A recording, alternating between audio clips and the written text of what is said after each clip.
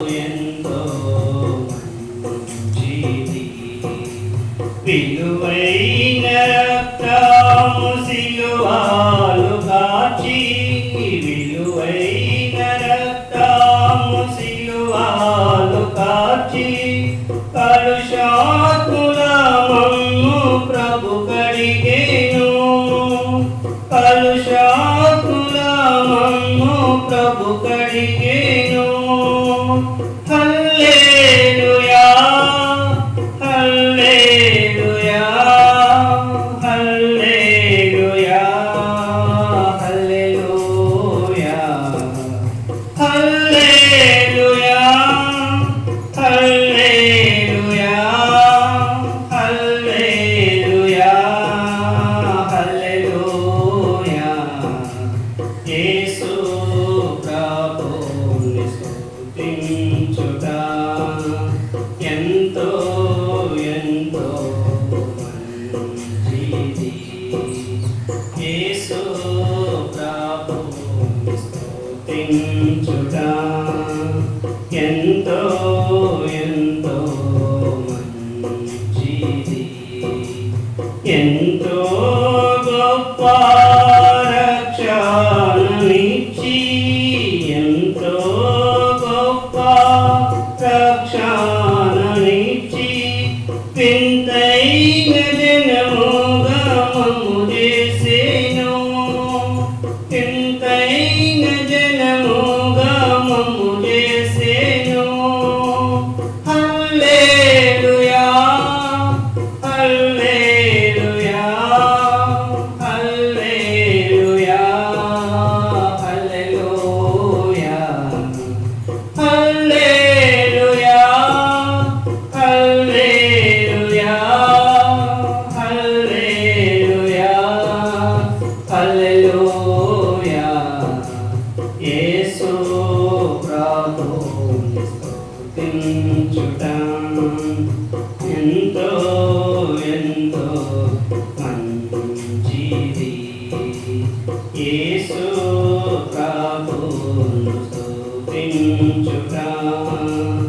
ఎంతో ఎంతో మంచిది మా శైలము మా కేడెము మా శైలము మా కేడెము మా కోటయు మా ప్రభువే మా కోటయు మా ప్రభువే హల్లెలూయా హల్లెలూయా హల్లెలూయా హల్లెలూయా హల్లెలూయా హల్లెలూయా హల్లెలూయా హల్లెలూయా యేసు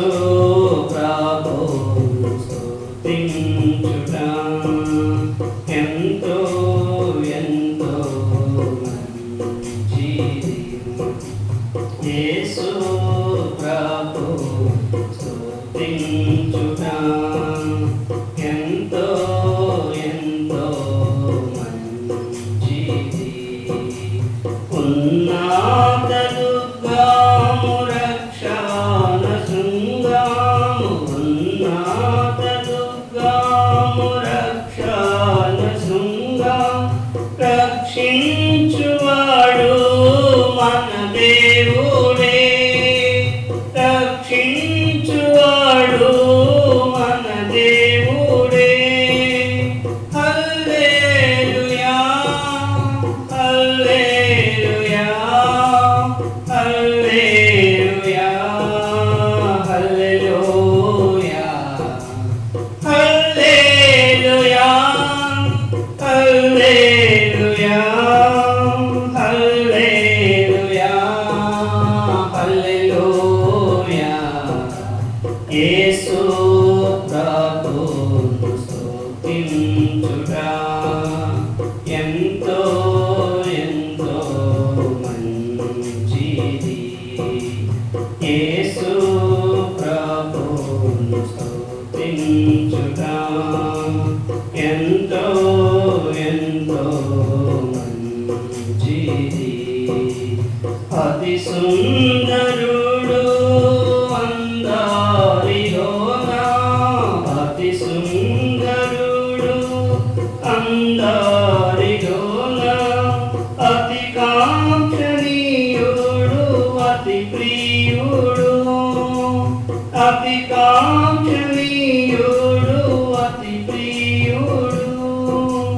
హల్లెలూయా హల్లెలూయా హల్లెలూయా హల్లెలూయా హల్లెలూయా హల్లెలూయా హల్లెలూయా హల్లెలూయా. యేసు ప్రభువును స్తుతించుట ఎంతో ఎంతో మంచిది. యేసు ప్రభువును స్తుతించుట ఎంతో ఎంతో మంచిది. రాత్రింబవళ్ళు వేణులతోనూ, రాత్రింబవళ్ళు వేణులతోనూ స్తుతించుటయే బహు మంచిది, స్తుతించుటయే బహు మంచిది.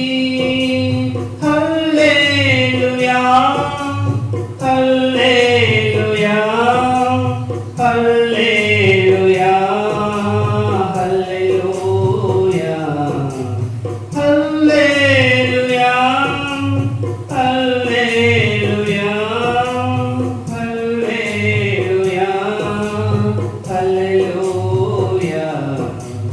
యేసు ప్రభువును స్తుతించుట ఎంతో ఎంతో మంచిది. యేసు ప్రభువును స్తుతించుట ఎంతో ఎంతో మంచిది.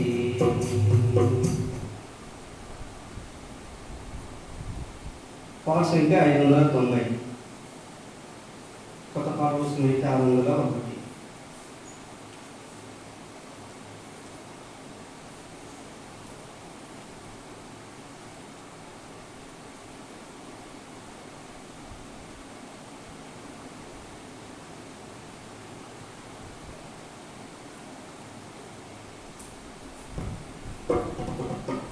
విలపింతువా నీకు మ్యావలే, విలపింతువా ఎజ్రావలే, విలపింతువా నీకు మ్యావలే, విలపింతువా ఎజ్రావలే.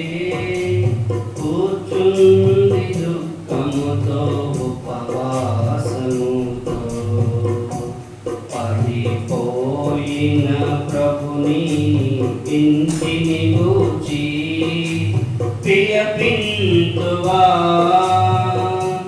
పడిపోయిన ప్రభుని ఇంటిని గూర్చి విలపింతువా. ఆత్మీయ గ్రహింపులే ఆత్మ ఐక్యం కోల్పోతిమి, ఆత్మీయ గ్రహింపులే ఆత్మ ఐక్యం కోల్పోతిమి. ఎటు చూచిన ప్రభు ఇల్లు పడిపోయెను, ప్రభు ప్రత్యక్షత కోల్పోతిమి.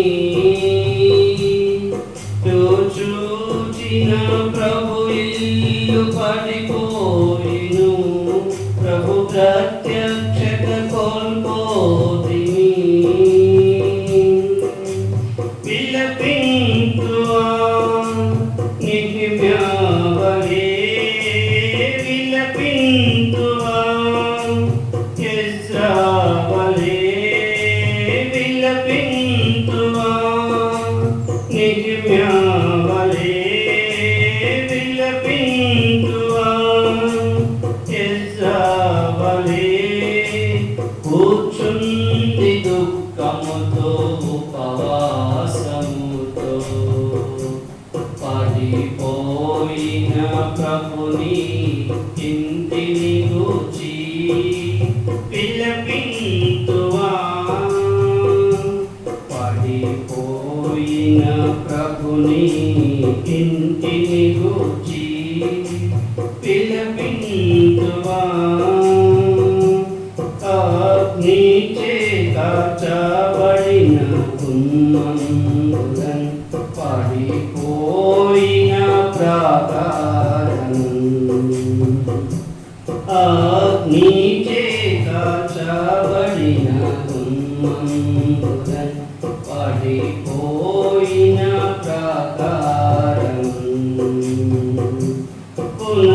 పునర్నిర్మించి నిందను తొలగించెదమా ప్రభు హస్తంబు తోడుండగన్ పునర్నిర్మించి నిందను తొలగించెదమా ప్రభు హస్తంబు తోడుండగన్ విలపింతువా నిహిమ్యావలే విలపింతువా ఎజ్రావలే విలపింతువా నిహిమ్యావలే విలపింతువా ఎజ్రావలే కూర్చుంది దుఃఖముతో ఉపవాసముతో పడిపోయిన ప్రభుని ఇంటిని గూర్చి విలపింతువా పడిపోయిన ప్రభుని ఇంటిని గూర్చి విలపింతువా ఆత్మీయ ప్రేమ సహవాసంబుతో ఆత్మ కలిగించు ఐక్యతతో ఆత్మీయ ప్రేమ సహవాసంబుతో ఆత్మ కలిగించు ఐక్యతతో ఒకరినొకరు క్షమించి సాగించుచు ప్రభు ప్రత్యక్షత పొందేదమా ఒకరినొకరు క్షమించి సాగించుచు ప్రభు ప్రత్యక్షత పొందేదమా విలపింతువా నిహిమ్యావలే విలపింతువా ఎజ్రావలే విలపింతువా నిహిమ్యావలే విలపింతువా ఎజ్రావలే కూర్చుంది దుఃఖముతో ఉపవాసముతో పడిపోయిన ప్రభుని ఇంటిని గూర్చి విలపింతువా పడిపోయిన ప్రభుని ఇంటిని గూర్చి విలపింతువా నిహిమ్యావలే హృదయంబుల చింపుకొని పశ్చాత్తాపముతో ప్రభుని చేరి నిహిమ్యావలే హృదయంబుల చింపుకొని పశ్చాత్తాపముతో ప్రభుని చేరి ఒక చేతాయుధము పట్టుకొని ప్రభు ఇంటిని కట్టేదమా ఒక చేత ఆయుధము పట్టుకొని ప్రభు ఇంటిని కట్టేదమా విలపింతువా నిజమ్యావలే విలపింతువా ఎస్రావలే విలపింతువా నిజమ్యావలే విలపింతువా ఎస్రావలే కూర్చుంది దుఃఖముతో ఉపవాసముతో పాడిపోయిన ప్రభుని ఇంటిని గూర్చి విలపింతువా పాడిపోయిన ప్రభుని ఇంటిని గూర్చి విలపింతువా.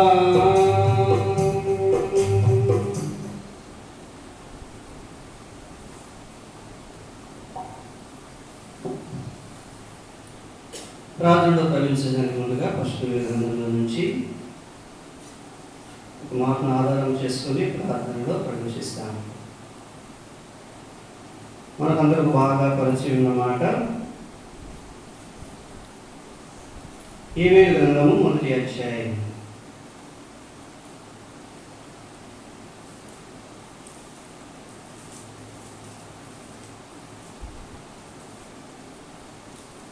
యోవేలు గ్రంథము 1వ అధ్యాయము 14వ వచనము కలిసి చదువుకుందాం. ఉపవాస దినము ప్రతిష్ఠించుడి, వ్రత దినము ఏర్పరచుడి, యెహోవాను బతిమాలుకొనుటకై పెద్దలను దేశంలోని జనులందరినీ మీ దేవుడైన యెహోవా మందిరములో సమకూర్చుడి. యోవేలు గ్రంథం 2వ అధ్యాయం 12-13 వచనాలు కలిసి చదువుకున్నాను. 12-13 వచనాలు కలిసి చదువుకున్నాను. ఇప్పుడైనను మీరు ఉపవాసం ఉండి కన్నీరు విడిచుచు దుఃఖించుచు మనం పూర్వకంగా తిరిగి నా యుద్ధకు రండి. ఇదే యెహోవా వాక్కు. మీ దేవుడైన యెహోవా కరుణా వాత్సల్యములు గలవాడును శాంతమూర్తియు అత్యంత కృపగలవాడునై ఉండి తాను ఉద్దేశించిన కీడును చేయక పశ్చాత్తాపడును కనుక మీ వస్త్రములను కాక మీ హృదయములను చింపుకొని ఆయన తట్టు తిరుగుడి. చిన్న ప్రార్థన చేసుకుందాం. ప్రేమల తండ్రి, జీవుల దేవ, సర్వాధికారి, సర్వశక్తిమంతుడా, మీకు ఎంతో వందనాలు. పాట ద్వారా మీ నామం స్తుతించిన దేవుడు రాత్రి వరకే చదవలేక జీవించును నాతో మాట్లాడను ఎదుగా చెవి గ్రహించి చేయని పక్షులు మీ దాసుడు కొద్దివాడు లెక్కడుచున్నానైనా మీరు పాపం పడి మీరు త్వరగా మాత్రమే వాడుతూ ఉన్నాను. వరకు సహజాన్ని చెప్పు మీ దగ్గర హస్తాలకు అప్పగిస్తూ ఎలాంటి కళానామాన్ని లేకుండా సహాయపడుతున్నాను. యేసు క్రీస్తు ప్రభువారి నామములో స్తుతించి ప్రార్థించి వేడుకుంటున్నాను మా తండ్రి. ఆమేన్.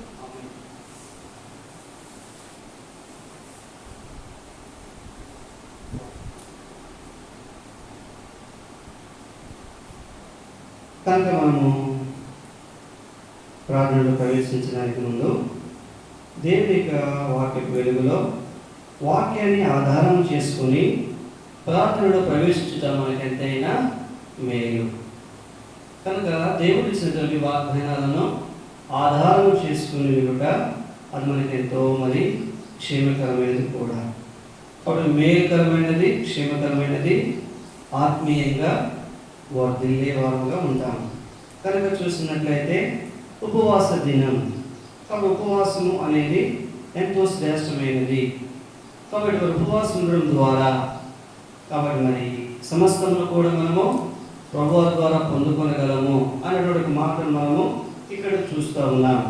కాబట్టి 1వ అధ్యాయం యోవేలు గ్రంథము 14వ వచనంలో కనుక ఒక మాట మనం చూస్తే ఉపవాస దినము ప్రతిష్ఠించుడి, వ్రత దినము ఏర్పరచుడి, యెహోవాను బతిమాలుకొనుటకై పెద్దలను దేశంలోని జనులందరినీ మీ దేవుడైన యెహోవా మందిరములో సమకూర్చుడి. కాబట్టి చూసినట్లయితే దేవుని యొక్క మందిరములోనికి సమకూర్చుడి. ఎందుకు సమకూర్చబడాలి? ఎవరు సమకూర్చబడాలి? ఎందుకొరకు సమకూర్చబడాలి? కనుక దేవుని యొక్క మందిరంలో చూసినట్లయితే దేవుని మందిరములో ఆయన సమకూర్చుడి అని చెప్తూ వచ్చాడు. రెండవగా చూసినట్లయితే మరి దేశంలో ఉన్నటువంటి పెద్దలందరినీ, జనులందరినీ కూడా మరి పిలవమంటా వచ్చినాడు. కాబట్టి పెద్దలైన వారు, దేశంలో ఉన్నటువంటి జనులందరూ కూడా ఎక్కడ సమకూడాలి? ఇప్పుడు ఎక్కడ సమకూడాలి? దేవుని యొక్క మందిరములో సమకూడాలి, సమకూర్చబడాలి. ఎందుకొరకై అలాగే మనం చూసినట్లయితే మరి రెండో భాగంలో మాట మనకు రాయబడుతూ వచ్చింది, యెహోవాను బతిమాలు కొనుటకై. దేని కొరకంట? యెహోవాను బతిమాలు కొనుటకై. కాబట్టి దేవుని సన్నిధిలో ప్రార్థించట కొరకై. కాబట్టి మరి ఆ రీతిగా మనం చేసినప్పుడు కాబట్టి ఆయన ఏం చేసేవాడు అనగా చూసినట్లయితే చూడండి 2వ అధ్యాయం 12వ వచనం, ఇప్పుడైనను మీరు ఉపవాసం ఉండి కన్నీరు విడుచుచు దుఃఖించుచు మనపూర్వకంగా తిరిగి నా యొద్దకు రండి. ఇప్పటికైనా పర్వాలేదు. కాబట్టి మీ జీవితాలు మరి నష్టపోయాయా? నాశనమైపోతూ వచ్చినాయా? కాబట్టి లోకంలో కన్నీటిలో ఉన్నారా? దుఃఖంలో ఉన్నారా? ఏదేమైనా పర్వాలేదు, ఇప్పుడైనా తిరిగి నా యొద్దకు రండి. కాబట్టి మరి ఆయన ఏదో రమ్మని ప్రభువారు ఆహ్వానిస్తూ ఉన్నారు. ఎందుకొరకై అనగా చూసినట్లయితే ఈ ఉపవాసముల ద్వారా మనం పొందుకున్నటువంటి మేలు ఎంతో గొప్పది. ఎన్నో ఉన్నాయి, ఒకటని కాదు, ఎన్నో మేలు మనం పొందగలము. ఈ ఉదయకాల సమయంలో మరి ఉపవాసం ద్వారా మరి మనం ఏమి పొందుకోగలము, ఏమి మనం జయించగలము అనేటువంటి ఒక మాట మనము కనుక చూసుకున్నట్లయితే ఒక మాట మనము ఆధారం చేసుకుంటాము. కనుక ఈయన అన్నాడు, తిరిగి నా యొద్దకు రండి. కాబట్టి ఎందుకు వెళ్ళాలి? బతిమాలు కొరకే వెళ్ళాలి. ఉపవాసం ద్వారా మనం దేన్ని జయించగలము, దేని నుంచి మనం విడుదల పొందగలము అనేటువంటి ఒక విషయాన్ని ఇక్కడ మనం చూస్తాం. ఈ మాటను ఆధారం చేసుకొని కాబట్టి మరి కొంతమంది ప్రజలు ఆయన పాదాల సన్నిధిలోనికి మరి దిగి వస్తూ వచ్చినారు. కాబట్టి వారు కూడా మనం బాగా పరిచయమే. ఒక ప్రజలే కాదు, ఒక దేశమే మరి ఆయన యొక్క పాదాల సన్నిధిలో సాగిపడుతూ వచ్చింది. చూడండి, ఇప్పుడైనా తిరిగి నా యొద్దకు రండి. కాబట్టి మాటను ఆధారం చేసుకుని, దేవుని యొక్క మాటను ఆధారం చేసుకుని వారు దేవుని సన్నిధిలో సాగిపడుతూ వచ్చారు. యోనా గ్రంథం 3వ అధ్యాయం, యోనా గ్రంథము 3వ అధ్యాయము 6వ వచనం, ఆ సంగతి నీనెవే రాజులకు వినబడినప్పుడు అతడును తన సింహాసనం మీద నుండి దిగి తన రాజ్య వస్త్రములు తీసివేసి గోనె పట్ట కట్టుకొని బూడిదలో కూర్చుండెను. బూడిద వేసినాడంట, కూర్చున్నారు. చాలు. కాబట్టి ఆ సంగతి విని, ఏ సంగతి విన్నారు?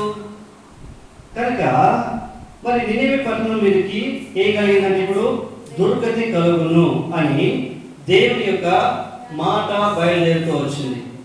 కాబట్టి మనం చూసినట్లయితే యోనా గ్రంథం 1వ అధ్యాయము 2వ వచనం, నినివే పట్టణస్థుల దోషము నా దృష్టికి ఘోరమైన గనుక నీవు లేచి నినివే మహాపట్టణమునకు పోయి దానికి దుర్గతి కలుగునని ప్రకటింపుము. కాబట్టి ఏ గురించి ప్రకటించమంటున్నాడు? దుర్గతి. కనుక ఆ పట్టణము పాపంలో ఉంది, దోషంలో ఉంది, మరణానికి చేరువలో ఉంది. కనుక ఆ సమయంలో ప్రభువు చెప్పారు. కాబట్టి మరి ప్రవక్తైనటువంటి యోనాకు ఈ మాట మరి సెలవిస్తూ వచ్చినాడు. ఆ రీతికి ఏం చేస్తూ వచ్చినాడంట? ఆయన వెళ్ళి 3వ అధ్యాయం 3వ వచనం, కాబట్టి యోనా లేచి యెహోవా సెలవిచ్చిన ఆజ్ఞ ప్రకారము నీనెవే పట్టణమునకు పోయిను. నీనెవే పట్టణము దేవుడి దృష్టికి గొప్పదై 3 దినముల ప్రయాణమంత పరివారము గల పట్టణము. యోన ఆ పట్టణంలో 1 దిన ప్రయాణం దూరము సంచరించుచు ఇక 40 దినములకు నినివే పట్టణము నాశనమునని ప్రకటన చేయగా చాలు. కాబట్టి పట్టణానికి ఏమొస్తుందని ఇప్పుడు నాశనము తటస్థిస్తా వచ్చింది కనుక ఆ సమయంలో రెండవ వచ్చినాడు. కాబట్టి మరి ఈ పట్టణము నాశనం కాబోతా ఉంది. ఇప్పటికైనా మీరు ఏం చేయాలంట? కాబట్టి మరి దేవుని సన్నిధిలోనికి రండి. కాబట్టి ఆ మాట ప్రకటన చేసినప్పుడు వారు ఏం చేస్తా వచ్చినప్పుడు నినివే పట్టణస్తులు, ఈ పాప దోషులు ఉన్న వారు ఏం చేస్తున్నారంట? ఆ మాటను విన్నారు. ఆ మాట ఏం చేశారు? వారు విన్నారు. కాబట్టి మరి నినివే పట్టణస్తులు దేవుని మాట విన్నారు. విన్నారా లేదా?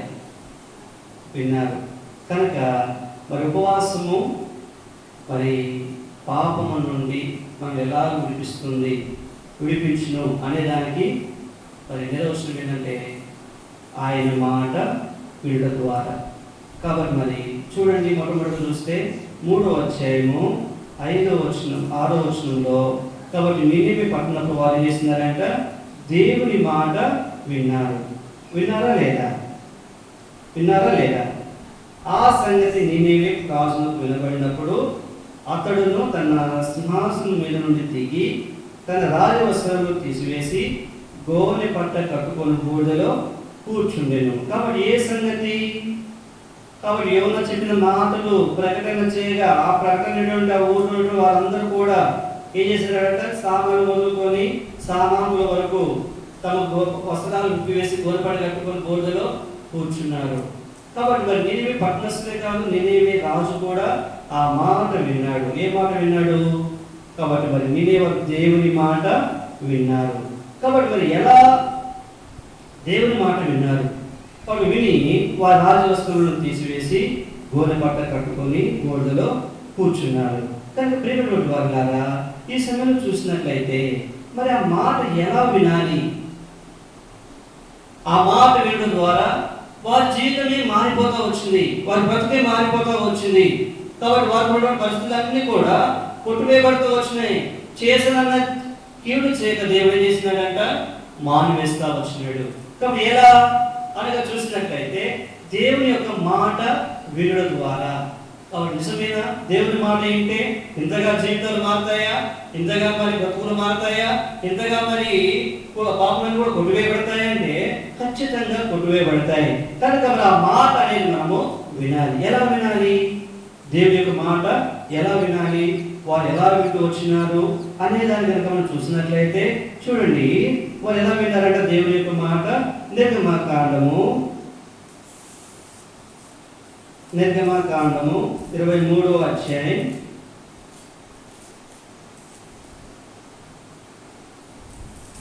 21వ వచనం.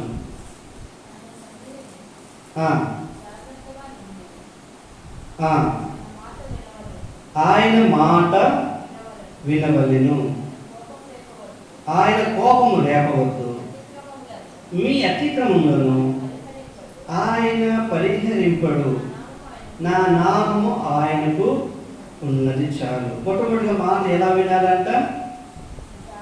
జాగ్రత్తగా వినాలి. కాబట్టి వారు ఎలా విన్నారు? దేవుని మాట జాగ్రత్తగా విన్నారు. కనుక ఆయన మాట వినాలి. కాబట్టి మరి ఎలా జాగ్రత్తగా ఆయన సన్నిధిని జాగ్రత్తగా నుండి ఆయన మాట వినవాలి. ఆయన మాట ఇంకే దొరుకుతుంది? ఇప్పుడు ఏ దొరుకుతా వచ్చింది? చూడండి, 2వ మాట, ఆయన కోపం ఆయన అతిక్రమమును ఏగేట పరిహరింపడు. కాబట్టి ఆయన మాట వినాలి. అనేటువంటి మాట ఎలా వినాలి? దానికి జాగ్రత్తగా వినాలి. ఆయన మాట ఎలా వినాలంట? జాగ్రత్తగా వినాలి. కాబట్టి ఆ మాట వినడం ద్వారా వచ్చేటువంటి మొట్టమొదటి ఆశీర్వాదం ఏంటి మనకు? చూడండి, నిర్గమకాండం 19వ అధ్యాయము 5వ వచనం. నిర్గమకాండం కాగా నా మాట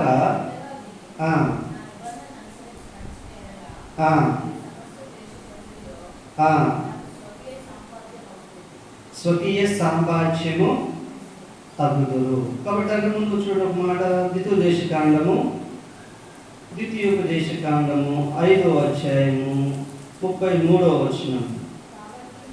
కాబట్టి మీరు ఆ,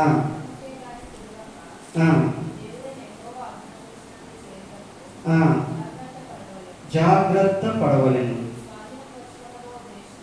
దేశంలో మీరు జీవించు దీర్ఘ ఆయుష్మంతులు అవునట్లు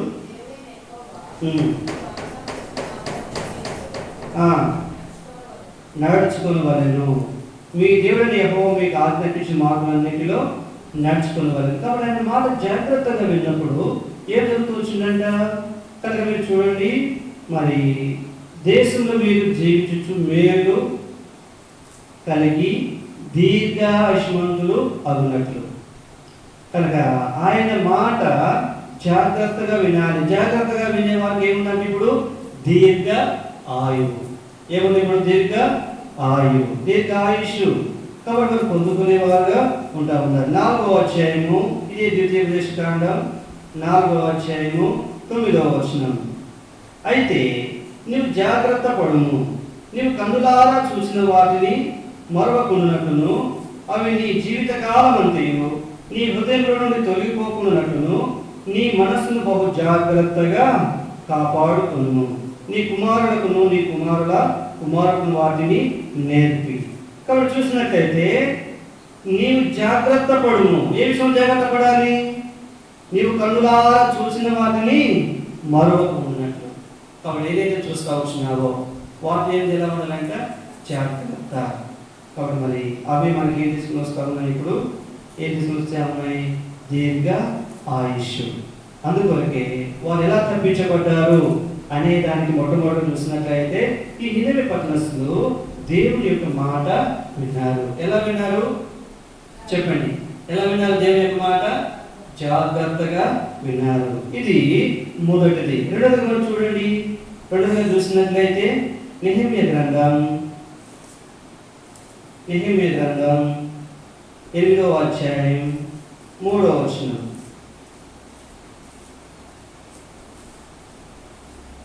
నెహెమ్యా గ్రంథం 8వ అధ్యాయం 3వ వచనం. నీటి గుమ్మము ఎదుటనున్న మైదానంలో ఉదయము మొదలుకొని మధ్యాహ్నం వరకు నిలుచుచున్న ఆ స్త్రీ పురుషులకును తెలివితో వినగల వారందరికీ చదివి వినిపించుచూ వచ్చెను.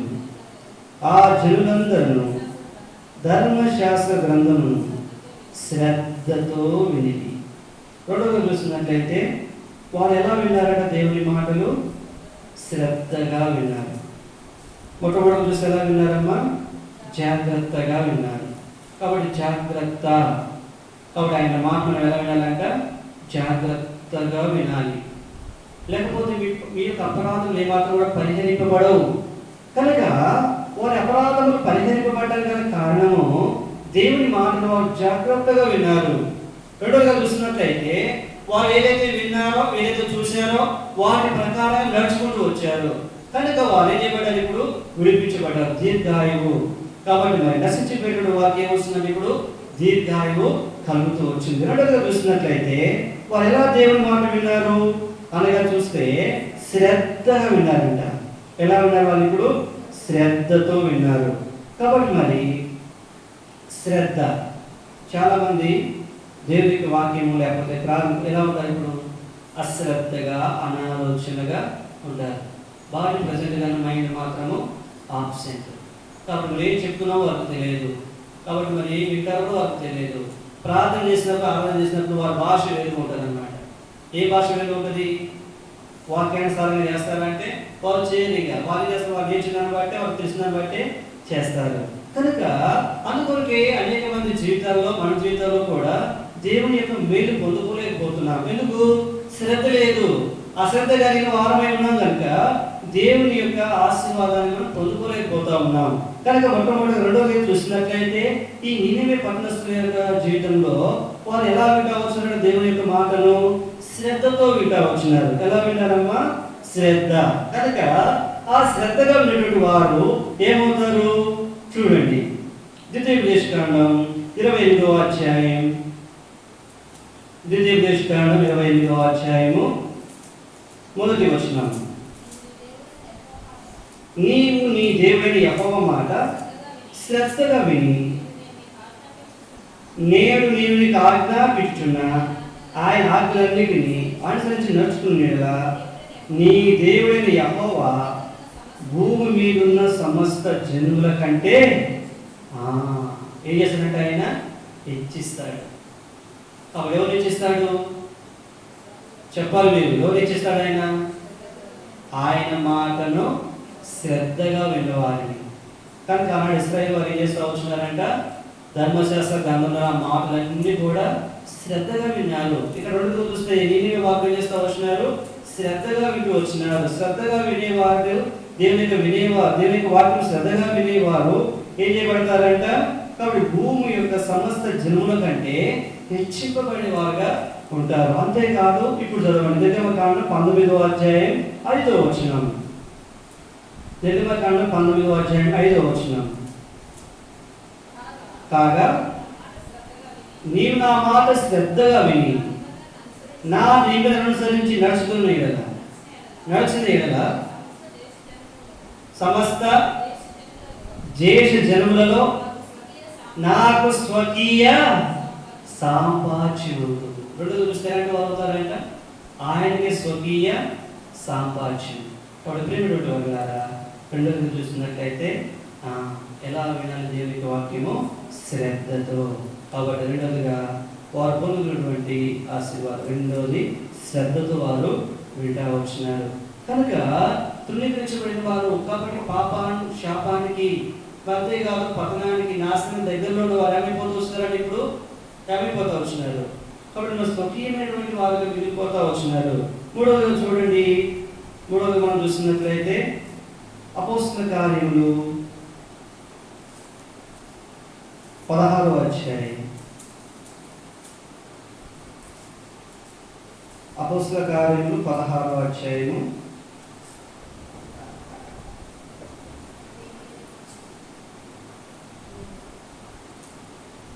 14వ వచనం.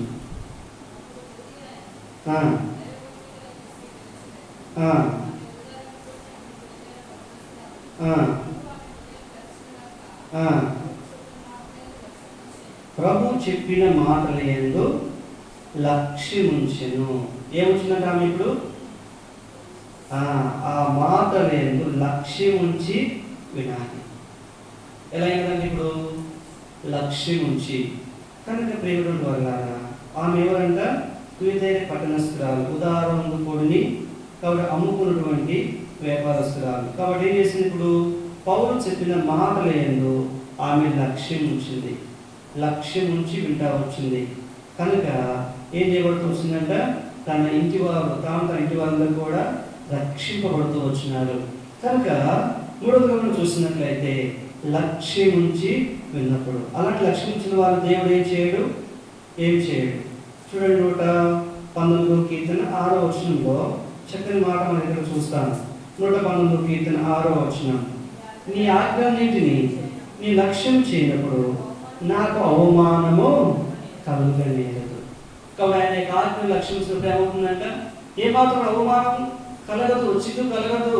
కాబట్టి ఎందుకొరకే అలాగే చూసినట్లయితే నూతన నిబంధనలోనే ఇది అపోస్తల కార్యం 3వ అధ్యాయంలో ఒక వ్యక్తి మరి ఏం చేస్తూ వస్తున్నాడంట? దేవుని యొక్క దాసు చెప్పిన మాట యందు లక్ష్యం ఉంచాడు.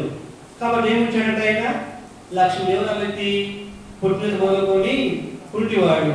కాబట్టి మరి వారు భిక్ష పడినప్పుడు వాళ్ళు చెప్తా వచ్చిన ఒక మాట, కాబట్టి మా దగ్గర వెండి బంగారములు లేవు, మా కలదు నీకు ఇచ్చుచున్నాము అన్నప్పుడు వాళ్ళు చేస్తూ వచ్చినాడంట.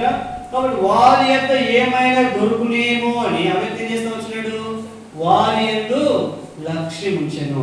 కనుక ఆయన యందు లక్ష్యం ఉంచిన వారు ఏం చేయాలంటే ఇప్పుడు ఏమాత్రం కూడా అవమానము నందదు. కనుక ఆ వ్యక్తి ఏమైపోయింది? యేసు క్రీస్తు ప్రభువు పేరిట నువ్వు లేచి నడుమని వాడిని చేయబడుకు లేపగానే వాని యొక్క కాలు యొక్క శీలం ఏముందంటే ఇప్పుడు బలం పొంది వాడు లేచి నిలిచి కాబట్టి నడుచుతూ గంతులు వేస్తూ దేవుని స్తుతిస్తా వచ్చినాడంట. కాబట్టి ప్రియమైనటువంటి వారులారా, ఆయన ఏందు లక్ష్యం ఉంచిన వారు ఏమాత్రం కూడా సిగ్గుపరచబడరు. ఏమాత్రం కూడా ఏం చేయబడరంట? సిగ్గుపరచబడరు, అవమానపరచబడరు. కాబట్టి అదే రీతిగా మరి ఆ వ్యక్తి ఎంతో గొప్ప స్వస్థతను పొందుకుంటూ వచ్చినాడు. నూతన భక్తురాలు ఎంతో గొప్ప రక్షణ తన జీవితంలో పొందుకుంటా వచ్చింది. అందుకు కీర్తనకారుడు మరొక మాట అంటారు. చూడండి 138 కీర్తన 6వ వచనం.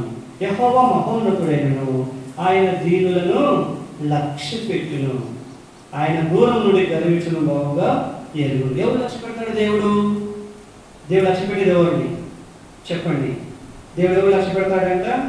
కాబట్టి మరి దీనులను ఆయన లక్ష్య పెట్టును. ఎవరైతే దీని మనసు కలిగి ఉంటారో, ఎవరు దీనులై హృదయం గలవాడే ఆ మాట విను భయపడిన వారిని నేను దృష్టించుచున్నాను. కాబట్టి మరి ఆయన యందు లక్ష్యం ఉంచు వారిని, ఆయన మాటల యందు లక్ష్యం ఉంచు వారిని ఆయన ఏమాత్రం కూడా అవమానము పొందనివ్వడు. అంతేకాదు ఏం చేస్తాడంట? వారి యందు లక్ష్యం ఉంచి వారు కావాలనుకున్న దాన్ని దేవుడు వారికి ఇచ్చాడా ఇవ్వలేదా? ఎవరికి ఇచ్చాడు? లోనేకి ఇచ్చాడు, రెండోదిగా కుంటివానికి ఇచ్చాడు, మూడోదిగా చూస్తే ఎవరికి ఇచ్చాడంట? నినివే పట్టణస్థులకు ఇస్తూ వచ్చాడు. కాబట్టి మరి వారు ఆ రీతిగా దేవుని మాట విని ఏం చేస్తూ వచ్చినారు? కాబట్టి చూడండి యోనా గ్రంథము 3వ అధ్యాయం 10వ వచనం. యోనా గ్రంథం 3వ అధ్యాయం 10వ వచనం. మానుకొనగా చేయుచున్న క్రియలను దేవుడు చూచి పశ్చాత్తాపుడై వారికి చేడినందు తాను మాట ఇచ్చిన కీడు చేయక మానెను. ప్రేమైనటువంటి వారలారా, ఇప్పుడైనా మీరు ఉపవాసములు కన్నీరు విచ్చుతూ దుఃఖించుతూ మనం పూర్వకంగా తిరిగి నా యొద్దకు రండి. కాబట్టి ఆయన యొద్దకు వచ్చేవారిని దేవుడు ఏమాత్రం కూడా బయటికి త్రోసివేసేవాడు కాదు. ఎలాంటి వారైనా, ఎలాంటి పాపంలో జీవిస్తున్నటువంటి వారైనా, ఎలాంటి చెడిపోయిన వారైనా, ఎలాంటి పతనమైపోయిన వారైనా, ఎలాంటి పరిస్థితులు దిగసారిపోయిన వారైనా సరే ఈ ఉదయకాల సమయంలో ప్రభు ఆనాడు నినేవాల్సినటువంటి ఆహ్వానం విన్నాడు. నీకు నాకు ఆయన అనుగ్రహింపజేస్తూ ఉన్నాడు. ఇప్పుడైనా తిరిగి నా యొద్దకు రండి. మీ జీవితాలను పాడేసుకుంటా వచ్చి మీ బతుకులు పాడైపోతా వచ్చినాయి.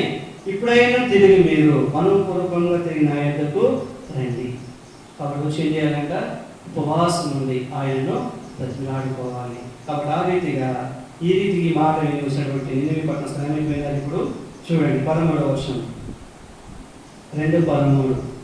మీ దేవుడని యెహోవా కరుణ వాత్సల్యము గలవాడును, శాంతమూర్తియు అత్యంత కృపగలవాడునై ఉండి తాను చేయనుద్దేశించిన కీడును చేయక పశ్చాత్తాపడు కనుక మీ హృదయములను కాక మీ వస్తువులను కాక మీ హృదయములను చింపుకొని ఆయన తట్టు తిరుగు. కాబట్టి మరి నినివే పట్టణస్థులు ఏం చేశారు? వస్త్రాలు తీసుకున్నారా? ఏంటి చేశారు? హృదయాన్ని చింపుకుంటూ వచ్చినారు. కనుక దేవుడు ఏం చేశాడంటే శాస్త్రములు చేయక మానేస్తా వచ్చినాడు. కాబట్టి దేవుడి సహోదరుడా, ఈ యొక్క ఉపవాసము కాబట్టి మరి ఏం చేసిందంట? పాపం నుంచి వారిని విడిపించడమే కాదు, గొప్ప విడుదల విమోచన వారికి దయచేస్తూ వచ్చింది. కాబట్టి అదే కాల సమయంలో నినివే పట్టణస్థుల యొక్క జీవితంలో చూస్తే వారు దేవుని మాటను వింటూ వచ్చారు. వారు ఏం చేశారంటే దేవుని యొక్క మాటను విన్నారు. కాబట్టి దేవుని మాటకు లోబడ్డారు. దేవుని మాట ప్రకారము వారు జీవిస్తూ వచ్చారు. ఎలా విన్నారు దేవుని యొక్క మాటలు? వారు చెప్పండి. వారు విడుదల పొందడం గల కారణము, కాబట్టి వారు మనం తప్పించబడడం గల కారణము కాబట్టి ఏమై ఉన్నది? ఎలా వింటూ వచ్చిన దేవుని యొక్క మాటలు వారు ఎలా విన్నారు? చెప్పండి. ఒకటి చూస్తే దేవుని యొక్క మాటలు ఎలా విన్నారు? జాగ్రత్తగా విన్నారు. రెండవది చూసినట్లయితే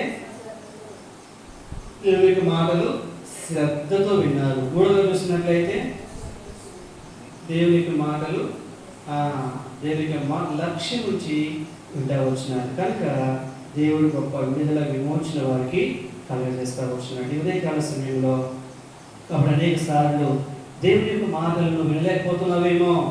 కాబట్టి అనేక సార్లు ఏం చేస్తామంట? మనము మరి దేవుని మాటలు వినము. ఈ లోకంలో ఉన్నటువంటి మాటలు అయితే అన్నీ వింటాము. ఏ మాటలు వింటాము? ఈ లోకంలో దేవుని మాట తప్ప లోకంలో ఉన్నటువంటి మాటలన్నీ కూడా మనము వింటాం. ఏ మాటలు అవి? వ్యర్థమైన మాటలు. ఈ మాట ఎలాంటివంట? వ్యర్థమైన మాటలు.